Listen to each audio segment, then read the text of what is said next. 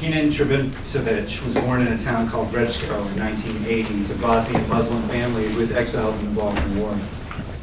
He came to the United States in 1993, went to college in Connecticut, and became an American citizen in 2001.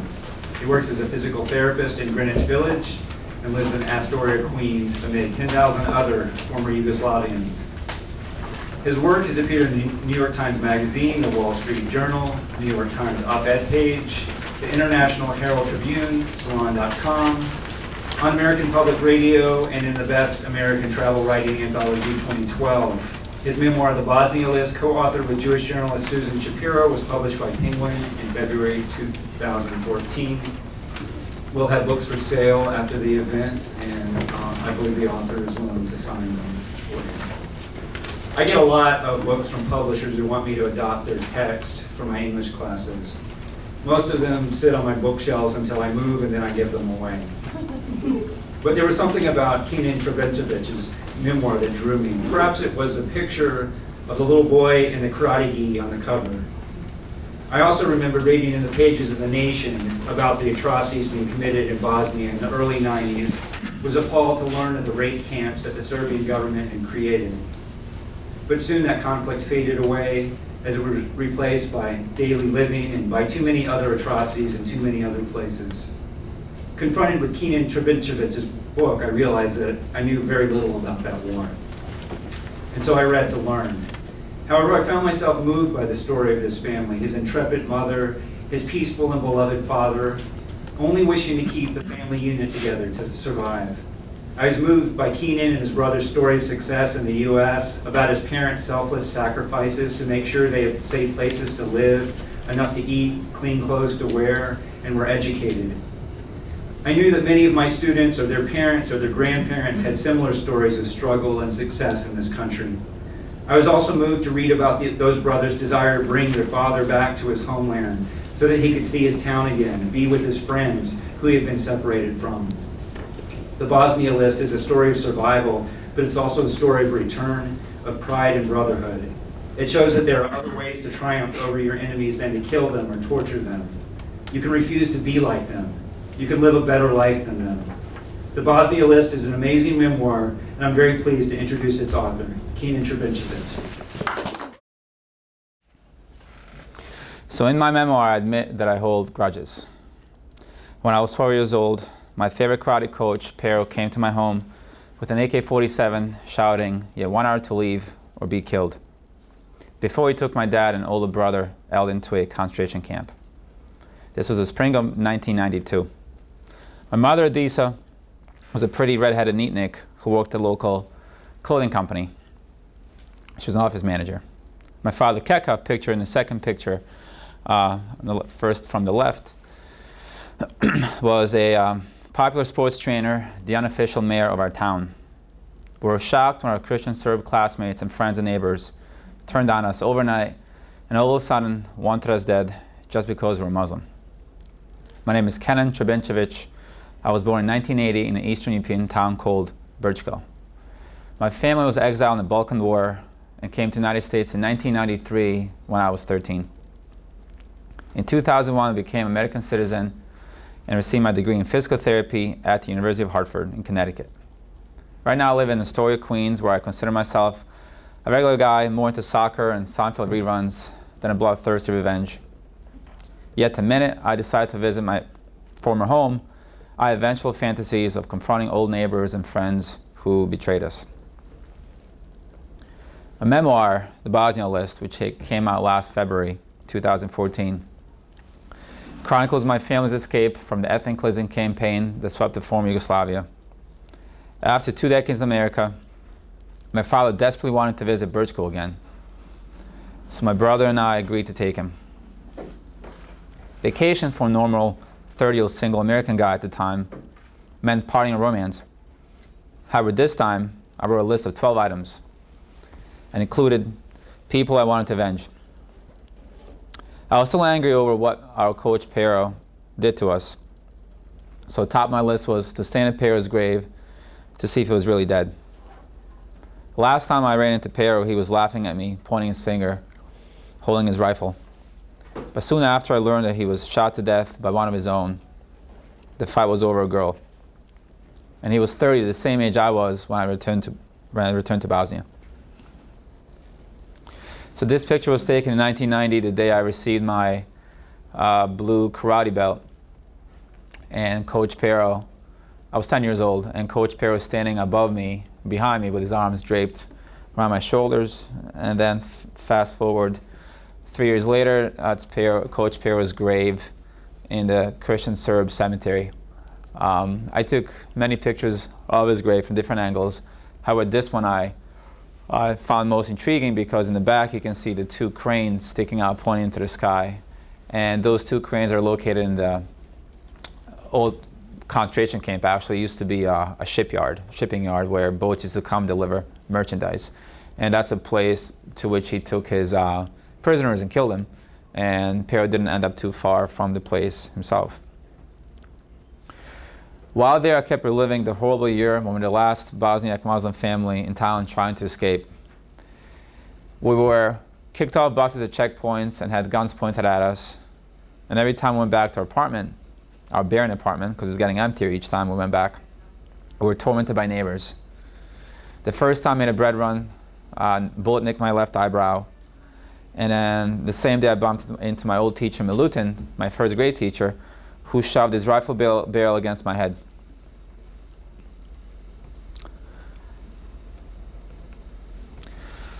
So this photograph was taken in 1986 during a Republic Day celebration where teacher Milutin, pictured in the left top hand left corner, made our class, first grade class, pledge and swear they would always defend the brotherhood for which our old country of Yugoslavia stood for. On that day, we were to wear traditional blue hats and red scarves representing Tito's pioneer. And Tito was a moderate communist socialist who kept the country together for 50 years. On the way to school, my father stopped me and said, "Take that thing off your head." And I said, "Why? Other kids are wearing it too." And he said, "You're too young to understand. I don't want you taking a picture with the outfit." So I'm pictured in the top row, fifth from the left, just wearing a sweater, not wearing the blue hat and red scarf. And only way I remember that storyline was when I was putting the pictures together for the book, I came across the story, and then the story came back to me. And 20 years later, I definitely understood what my dad meant the whole time, but he knew that I was too young to understand. My family finally made it out of Bosnia in January 1993, sneaking onto the last bus to Austria in a blizzard. We lived in Vienna as refugees for 10 months. There I won a contest in International Bosnian newspaper, where in pictures and essays, I unloaded my hurt and rage and anger at old classmates and teammates who betrayed me. After that was published, a bunch of our friends who were also dispersed throughout Europe read the article, saw the picture, and that's how they were able to reconnect with us. 10 months later, in October of 1993, an Interfaith Council of Churches and Synagogues sponsored us to come to the States. And we came to Connecticut as refugees, foreigners, with little English and $300 in our pocket. Our immigrant story was living in rented apartments filled with donated mismatched furniture. But Dad refused to be on welfare, so for 6 hours a week, he painted houses, flung poultry, Boston chicken, and punched a clock at the fruit cup factory, while my mom worked for Nivea cream company and drove herself from chemotherapy she needed to battle breast cancer. Me, on the other hand, in junior high, I was afraid that big, rich American kids would make fun of my accent, grammar mistakes, and skinny frame hidden in worn clothes. I logged 4,372 miles. The first day of school, when everyone said, "Hi, Kenan," out loud, I felt like a stray dog in Humane Society, waiting to be adopted. Luckily, a Catholic Spaniard kid named Miguel befriended me. And I remember sitting in the front row. I actually have a picture of it. He offered me a desk that was empty next to him on his right. And then at lunch, he shared his tater tots and ketchup, my first American food. He taught me how to play football, baseball, and hockey, which I never played before. But he was the worst sport I've ever met aside from me. Joining a local soccer team, my teammates guessed that the reason I outran everyone was because I had to run away from bullets in Bosnia. When we won the championship, I jumped on the back of Coach Ted Papadopoulos, a Greek giant who handed me an MVP trophy with my name engraved. And that was the first time I reconnected with Coach since old Coach Pero. The school bus usually left me 45 minutes from home, but then when the Israeli bus driver took the job over, he kept keeping me last, then secretly drive me home all the way. So that way I didn't have to walk during a winter storm in January and February for at least half an hour, 45 minutes. Then the Reverend Don Hodges took us to Manhattan, the guy who sponsors us, the priest, to see the Statue of Liberty, but I was afraid to eat the hot dogs off a cart since the guy's hands looked dirty to me. When I was in high school, one day after school, I was playing video games, and the mom came home from work, and I saw that in the TV guide, Back to the Future was on the movie, my favorite movie. I wanted to watch it. Mom said, cars don't fly. There's nothing you can learn from that.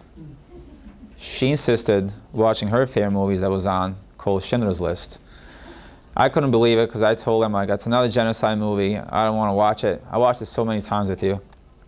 But while watching it, she said, well, this is our story. And I said, what do Jews in World War II have to do with us, Muslims in Bosnia? I asked. She said, never forget those who did us harm, but you should always remember the good people too, or any good deeds that came from anyone. I was sarcastic 13-year-old, 14-year-old, however old I was, and I said to her, I can probably count them on one finger, Mom. You go ahead and forgive them. But while I finished in the book, I wrote a list of all the Christian Serbs who helped us escape Bosnia in some way and kept us alive. A couple people on the list I wanted to mention were there was a Serb soldier who filled our propane gas tank and brought food to us in dark at night. Then there was a bus driver who waited for us in the blizzard while a guy at the checkpoint was contemplating whether he wanted to execute us. And then there was a police chief also named Pero. Pero knew my dad from the childhood. He actually wrote us papers to help us get free on his 6th try. Prior to his success last attempt, he actually pulled my brother and dad from going to a second concentration camp. He pulled them off of a bus, or he sent somebody with my mom to get them off with some fake papers he basically wrote. But in my child's eye, I labeled him as good Pero and my karate coach as bad Pero. So my new Bosnia list, there were coincidentally a dozen people, actually 12, that I had to thank for saving our lives. They consisted of regular citizens, a couple of soldiers, even a war criminal. His act I acknowledged. But then 3 years ago, actually in 2012, I had a new physical therapy patient named Susan, who was a journalism professor at NYU New School, who was always grading stacks of essays and never paying attention to her exercises. So one time I walked over and I sarcastically asked, Sue, is your assignment what I did on my summer vacation? And she said, actually, the first assignment I give to my students is to write 3 pages about your most humiliating secret. I looked at her and I was laughing. I said, you Americans, like, why would anyone reveal that? I'm not American. She said, because by writing you can take the worst experience of your life, turn it into most beautiful, and editors want unusual voices, and it can also help you heal. That night she emailed me a piece her female student just published about how her mother, a Holocaust survivor, coped with the anniversary of the suicide of her father. So prior to meeting Sue, I just came back from Bosnia for the first time in 20 years, never made sense out of the trip and how we survived. And that unlocked something within me, so I decided to try. So I gave her 900 words next time she came for her physical therapy session, which was 3 pages, double-spaced. And after a couple of rewrites and her suggestions, it was published in the New York Times Lives column. She told me to keep writing. I told her I majored in science. I never studied literature. The only thing I've ever written were chemistry labs and probably cheesy love notes. And she said, you should keep writing. So I took her actually writing seminar on how to publish your first book. And I wanted to write about Yugoslavian themed lounge and how it was put together or established and was meant to bring different ex-Yugoslav factions together through music, food, and just hanging out. But only lasted about a year and 2 months because we almost killed each other and people got stabbed. So one of the editors was sitting there and he said, stop right there. He said, if you ever write a book, that should be a chapter 1. And I thought, I'm not writing a book. I don't have time for this. So fast forward, actually that became our prologue. And when I went home, she said, why don't you try writing a 3-page flashback scene? I told her, I can't remember, happened too long ago. However, next time she came, I shoved 43 pages into her face. I actually stood up all night writing and never stopped since.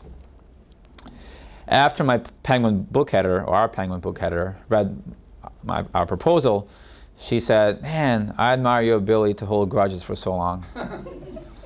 She said, I'm so good in holding grudges myself that I even held them on behalf of others. But that's when I knew I was in good hands. But Sue and I didn't want to tell or write another strictly academic and political book. We wanted to tell the story of a 12-year-old boy juxtaposed with perspective of a 30-year-old American citizen / New York at the time. But I feared that I didn't have a right to talk about Balkan battle. I wasn't a soldier or hero like my cousin Mirza, who at one point in time was surrounded by 2 tanks and its crew with his comrades, and he ended up taking them out. And he said, dude, he's like, the only reason I got there alive was because I didn't want to die a virgin.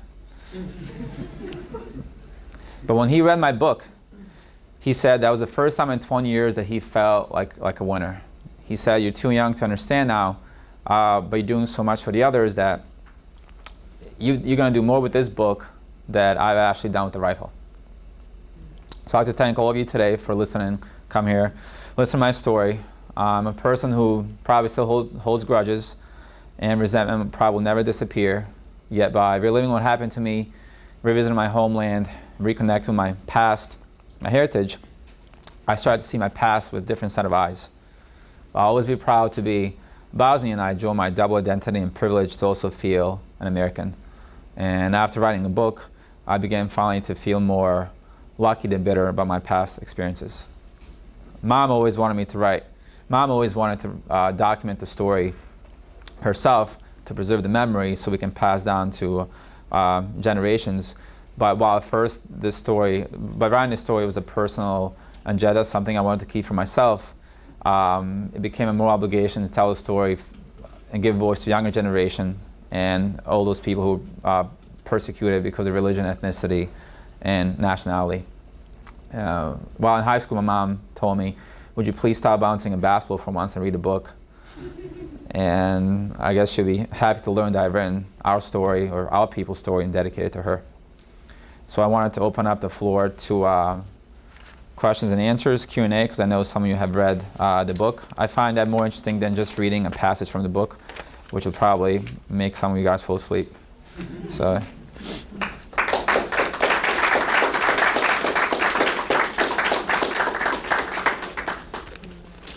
So I don't know if Mr.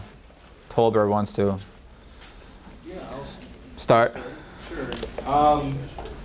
So we've been reading your book this semester in our class, and I'm wondering if you could talk a little bit about the decision to alternate between chapters, between historical chapters and travel chapters. Okay. Well, the story was meant for pre-Americans, and at first I just wanted to write like political stuff, just go on a big rant, and they said no. They're like, so many other books were written. I mean, it's true that I think I told a few of you before that old Yugoslavian history was always written or told through Belgrade's eyes, and most recent history, the 1990s conflict, was written and told by older acclaimed Western journalists. It was never told through an eyes of a Bosniak. And when I met Susan, when we decided to go on with this project, she said, you know, I want to write in a chronological order. And she said, wake up. She's like, you're not President Clinton or President Obama, you know, or Napoleon. They only get to write their story from beginning to the end. This story needs to be like a page turner. It has to be, you know, obviously it's a true story, but it has to read like a novel. And it's a page turner. So the way I was writing different essays and published them, there were actually one essay was written through the eyes of a 12-year-old, and also then another essay through the eyes of a 30-year-old. So we decided to go shift the story through time just to make it more exciting. An editor thought it was a great idea as long as people didn't get too confused. However, first we didn't have enough history, like a background, so she said, okay, this looks great, but now you guys have to add 100 years of Yugoslavian history, Balkan history. So how could we tell the history so it's not so confusing? What's interesting is as I was listening or learning about the history, or as you guys were learning, I was learning at the same time. When I was writing, I didn't realize that 3 of my relatives fought on 3 different sides in World War II. So the question is, why did that occur? So one of the great things about the trip was, I decided to write the book after the trip, is when we were visiting the cemetery and paying respects to our family members, I started asking more questions about my father's background. So it was in a perfect context to ask questions then about the history. So, does that answer your question? Yeah. Yeah, okay. Yeah. You mentioned about Shushan, who is the other writer. I'm sorry, yeah, Susan Shapiro. Did you met with her before you go to Bosnia or after going to Bosnia? After, actually, yeah. I met her in September 2011, and I just came back from the trip in like August. One more question. In your book, everything seems so vivid, clear, all the details in it, and the date, place, weather, and person also you are described as how height, how many pounds, Okay. how weight. Yep. Like everything was so clear.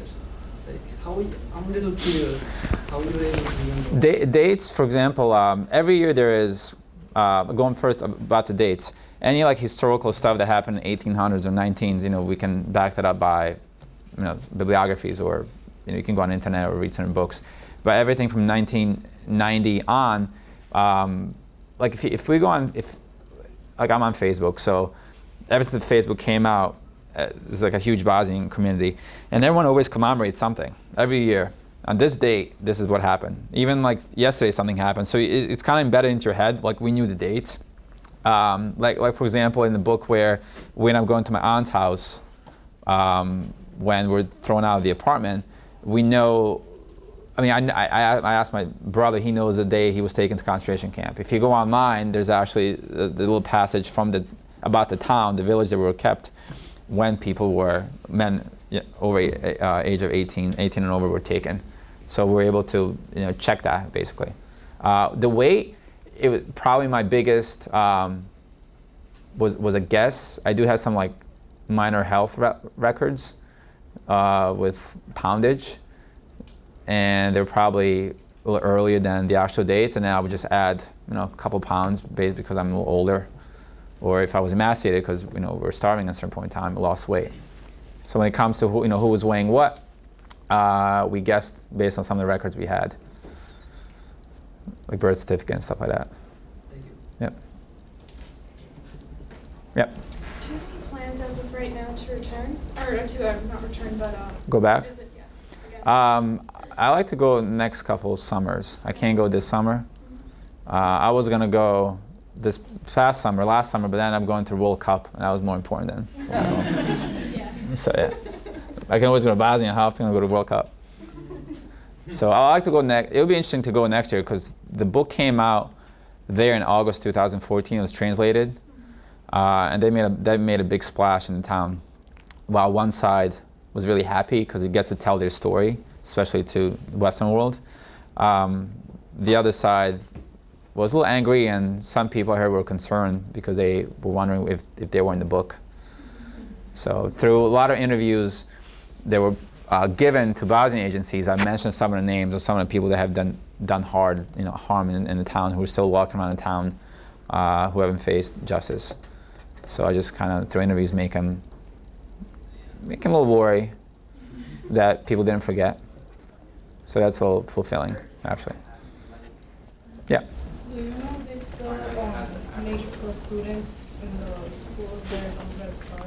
No, that ended like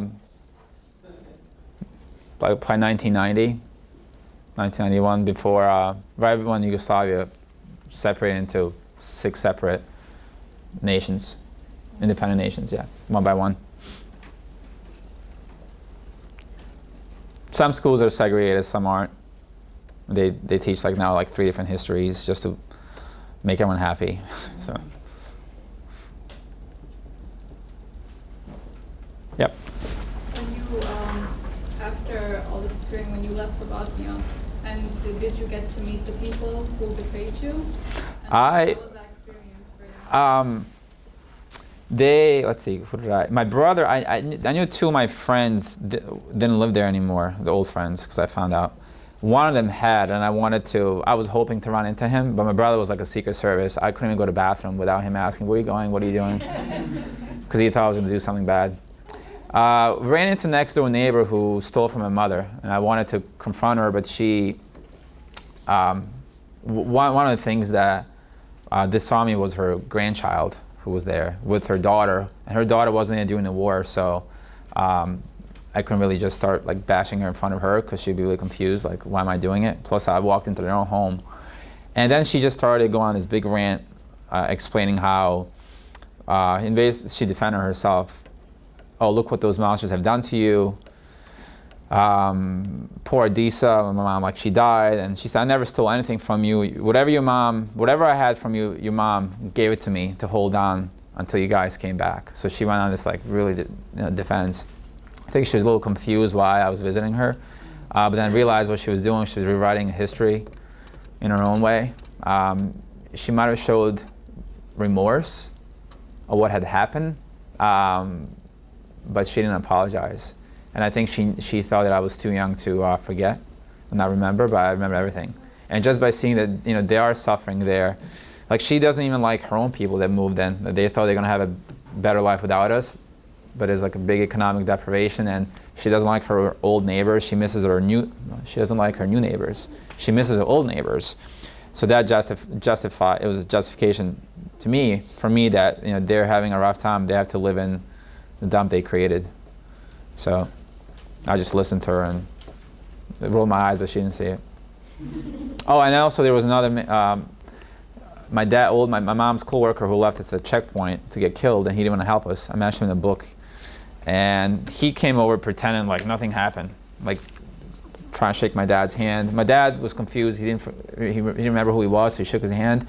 But I knew exactly who he was, and then he went to shake my brother's hand, and it was almost like a still picture, like a big pause, like the screen went frozen. Like everyone just looked, and why my brother wasn't shaking his hand. And he said, well, that was kind of hard. My brother gave him like a half handshake. He went to shake my hand,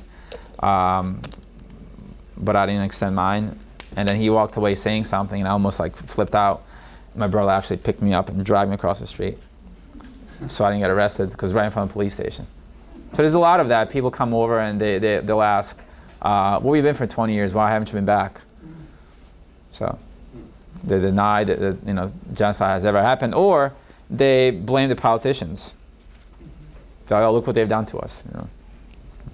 Yep.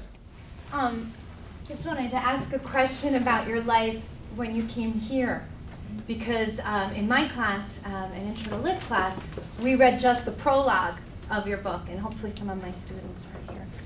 But when I was telling the students, we looked up about your bio, and what comes up first a lot of the times is about your professional life as a physical therapist. So the students were really interested, especially coming from a war-torn country, having to rebuild your family's life, and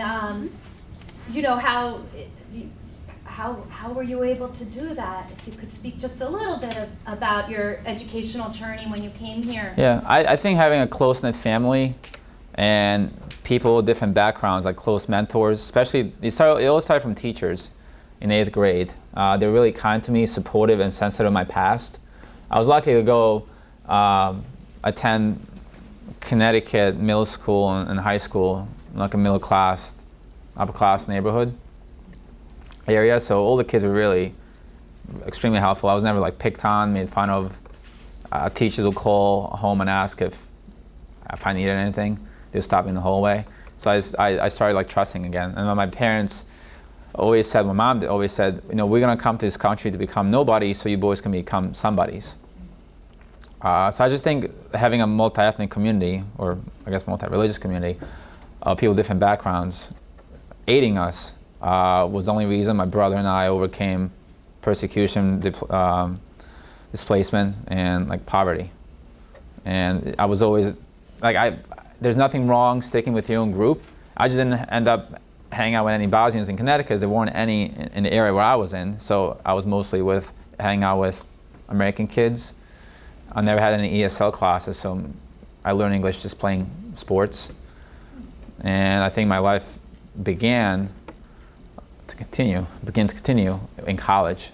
I had college roommates from all different backgrounds. I know when Boston Marathon bombing occurred, I wrote an article for Wall Street Journal because my brother and I are also 6 years apart, like the Sinai brothers. And I wanted to understand why have our roads diverged. Like what happened to the American dream, what happened to ours. So I think it came down to community, close-knit family. And actually the book on them just came out a couple of weeks ago and I read it. And after like, even after I saw a map of how they moved, and after reading the first chapter, I'm like, no wonder what they did. I mean, not there's no excuse, but they're a mess. Starting from family first. Yeah. Oh, I was also, I wanted to take my childhood passion and somehow wrap my career out of it. Obviously, I'm not an NFL or an NHL, but I can treat athletes who play those sports. I'm always in that area, atmosphere. So you specialize in working? No, I mean, it's outpatient orthopedics. I mean, adolescent and adult sports rehabilitation, any surgeries like shoulder, knees, ankles, spine. So, where, for example, the Sinai brothers, the older one, had this Olympic dream of becoming a boxer because his dad told him to. And dad said to him, basically, forget about college, you're going to become a boxing champ. That was in the book, actually, his book, or their book. That didn't happen, and he blamed the society Americans. But he never really wanted to assimilate. I think it's really important to assimilate. You can still preserve your own culture. That's why I love Astoria, Queens. It's the most diverse neighborhood. I can have all different ethnic foods, but then I can hang out with my Bosnian crew, which is not that many, and then I can just, one day I can hang out with Bosnians, the next hour I can hang out with American kids. That's what I love about this neighborhood. Yep. I'm interested in the thread through your talk about, that started with the comment about your ability to hold a grudge. Mm-hmm. And with a lot of the people looking at genocides and episodes of mass violence, there's a lot of pressure these days on survivors to reconcile, I think. And it seems like you prefer to hold on to resentment, which even just that word resentment sounds like it's inherently negative. And it's like you're stuck in the caveman era. But I wonder if, whereas I feel that resentment can be an ethical position to maintain as long as a wrong hasn't been sufficiently addressed. Yes. So I wonder if you could tell a little bit about what your resentment means to you. Well, I like the second part, and that is the reason we've kept ours. In a way, it's almost like moral duty. Otherwise, it's going to be forgotten, because that's the region that was plagued by war every 50 years. It's like same thing happens over and over. And only by going back and rereading actually the book, I realized that our parents lived in like one big lie all those years. And that's what makes the hurt less, is knowing who these people were all along, who our neighbors were. I think the war definitely brings either the best or worst out of people. And in my case in the book, luckily there's points and instances of the good. It's the only reason I'm here. But there were never any war reparations, apology, acknowledgement. So, in a way, why do I forgive those people? Like I don't have to forgive, and it doesn't take any energy out of me to not forgive. And people always say you should forgive others for yourself, not them. That's only if you can't live with it. But I can live with it.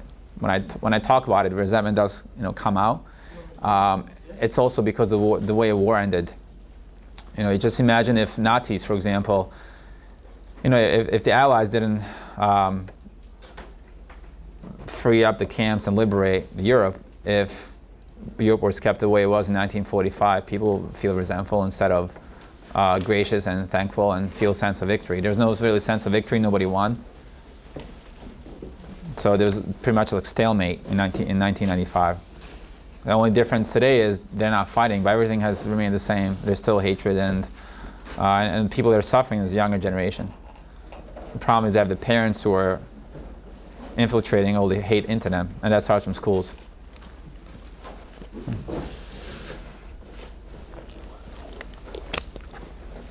Yep. Had your mom studied the book, how do you think it would be different? I'm sorry? Had your mom studied the book, Oh. how do you think it would be I remember my mom, she was typing some stuff. I used to tell her, like, why are you writing? Nobody cares about this stuff. Like, obviously people do, you guys do. I never came across her pages. I mean, when she died, I kind of just cleaned everything and threw stuff out. I don't know how she would. We did have a similar personality. That's a good question. I don't know. I don't know if she would. I think she would have done in a chronological order, and I think she would definitely end up mentioning. Obviously, she would mention the good people too, because she's really great, thankful to them, and she remained in touch with some at the time, especially family who moved below us and who helped us. But I don't know if she would have went back with us. She never wanted to. So, not the way the town is pretty much split in half. She always said, "I'll never go back there alive." So I think if the war ended a different way, she would have went back. So. Yep. When the national team made it into the World Cup, there was a lot of talk about it kind of being an emulation for the country as to like what could happen for the people if the politicians kind of got along a little better. I mean, had the Dayton Accords not been constructed the way they had.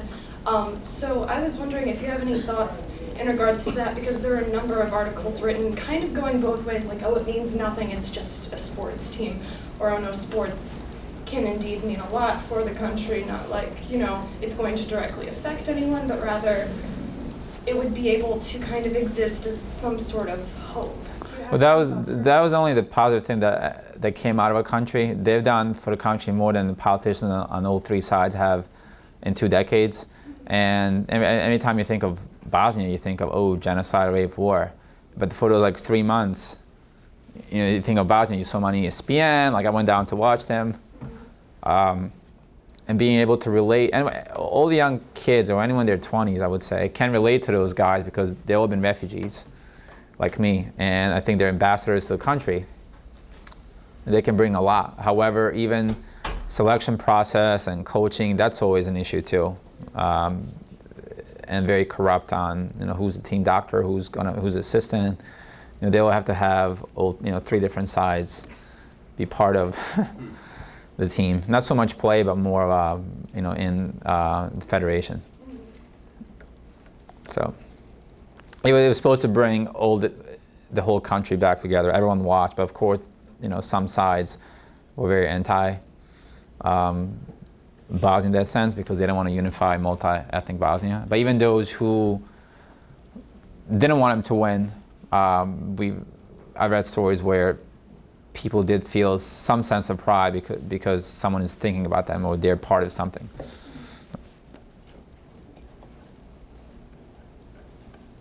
Yeah.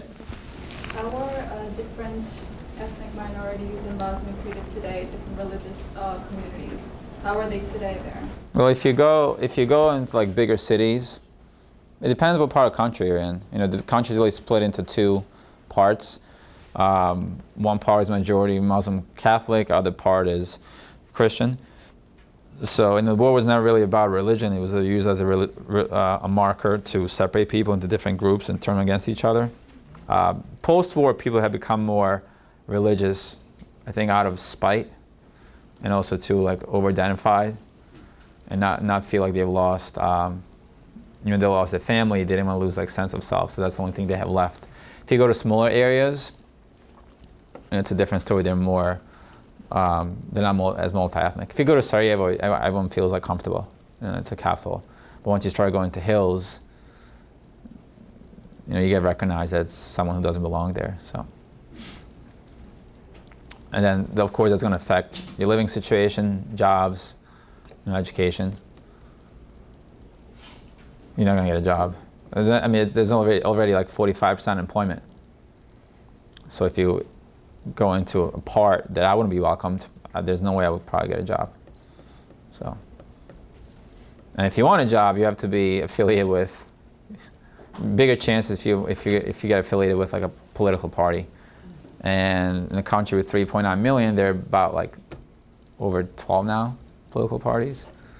It's crazy. Yep.